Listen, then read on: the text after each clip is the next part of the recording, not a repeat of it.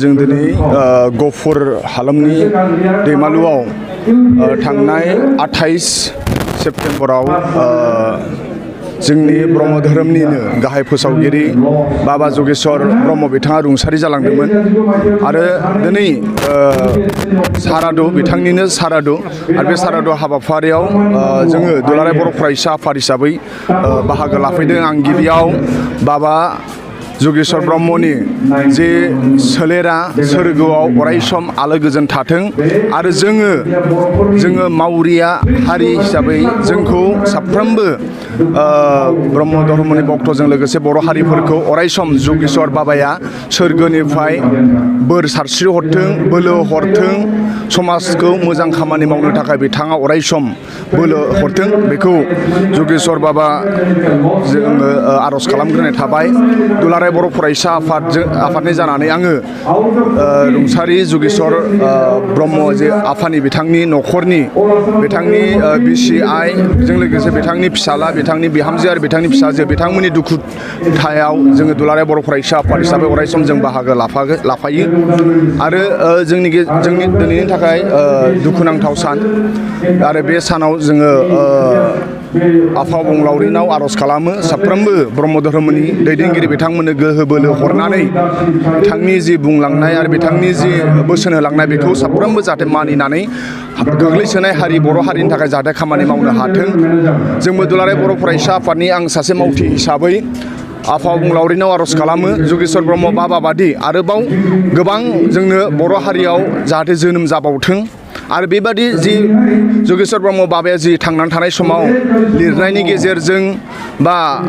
दैदेनगिरि जानानै गोबां जायगायाव बिथाङा फरायसालि गायसननानै गोरिब गुन्द्रा फिसाफोरखौ बिथाङा फरायनाय सोलोंथाइ लानायनि मोनसे खाबु होदों। भट जरानिफ्राय लानानै धेमाजिसिम आरो दुलाराय आसामावनो जि जायगायाव नांगौ बिथाङा गुरुदेब कालिचरन जि माखासे सोलोंथाइनि फसंथान गायसननानै गोग्लैसोनाय हारिनि थाखाय सोलोंथाइ मोनसे होदों। खोब बाख्नायथाव दुलाराय बर' फरायसा आफाद हिसाबै जों बेखौ बाख्नायो आरो बिथाङा लिरनायनि गेजेरजों आरो बिथाङा धोरोमनि गेजेरजों हारियाव गोजोन आरो अनलायनायखौ बिथाङा थांनानै थानायाव बिथांनि लिरनाय आरो बिथांनि बुंनाय मेल बिथिङाव जोङो खोनायोमोन जे हारियाव अनलायनो नांगौ, हारियाव गोजोन नांगौ, हारिया दावगानोब्ला सोलोंथाइ लानो नांगौ होननानै बिथांनि माखासे बुंलांनाय बाथ्राफोरखौ जोङो खोनानो मोन्दों आरो जोङो लिरनायखौ जों फरायनो मोन्दों। दा बिथाङा सासे इसां गियानि आरो सासे गेदेमा जोंनि गेजेराव गैला, बेखौ जोङो दुखु नाङो आरो बेबायदि जोंनि गेजेराव जोनोम जाबावथों बेखौ जोङो इसोरनाव आर'ज खालामो। दा जोङो दुलाराय बर' फरायसा आफाद हिसाबै बिथांमोननि माखासे बुंलांनाय आरो बिथांमोननि मावलांनायखौ गोदान जोलैनो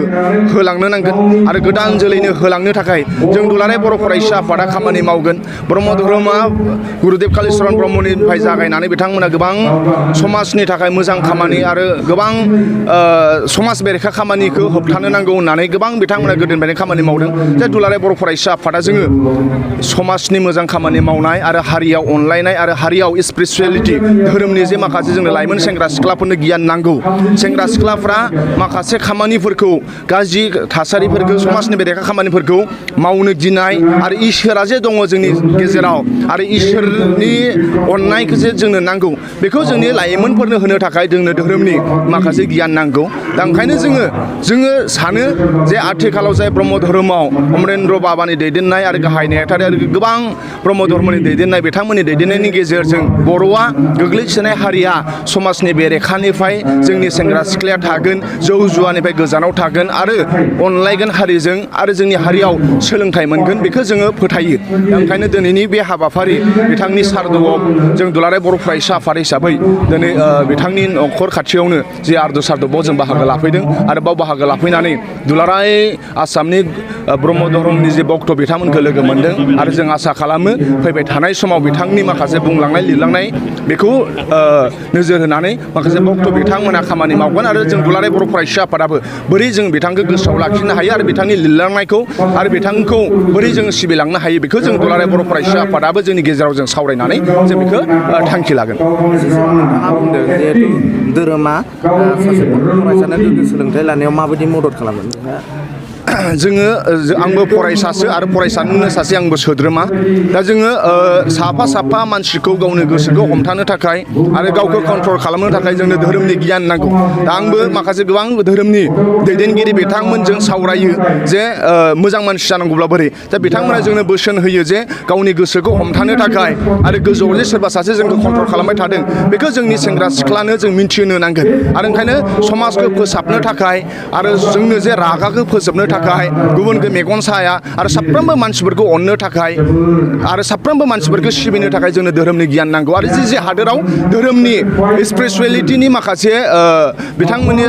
फोथायनाय आरो बिथांमोननि मावनाया स्ट्रं बे हादोराव नांलायनाय खमलायनाय गैया होननानै गोबां दैदेनगिरि बिथांमोना बुङो दा ओंखायनो जोंबो फोथायो जोंनि गेजेराव जेब्लानाखि धोरोमनि फोथायनाया बारा जागोन जेब्लानाखि जोङो मानसिजों मानसि सनमान होनाया बारा जागोन अब्ला जोंनि गेजेराव नांलायनाय खमलायनाय मेगन सानाया जोंनि गेजेराव जोबगोन आरो जों जखायसेल' बर'आ गावजों गाव अनलायलायनानै मान होलायलायनानै जोङो थांनानै थागोन बेखौ जोंबो दुलाराय बर' फरायसा आफादा फोथायो आरो बिनि गेजेरजोंनो जोंनि लाइमोनफोरा बे बाथ्राफोरखौ धोरोमखौ जोंनो जे नांगौ आरो बेखौ जोङो लाइमोनफोरनि गेजेराव साफ्रोमबो लाइमोनफोरनि गेजेराव दुलाराय बर' फरायसा आफादाबो जोंबो नाजागोन आरो साफ्रोमबो बर' सेंग्रा सिख्लाखौ आं माहारियारि आफाद हिसाबै दुलाराय बर' फरायसा आफादनि हिसाबै जा गाव जि धोरोमाव थाया मानो बे धोरोमखौ सनमान होनानै बे धोरोमनि दैदेनगिरिफ्रा जि बुंदों धोरोमनि बिजाबफ्रा जि बुंदों बेखौ जाहाथे फरायलायनानै आरो साफ्रोमबो मोजां मानसि जायो बेखौ जोङो मिजिंथिनाय थाबाय।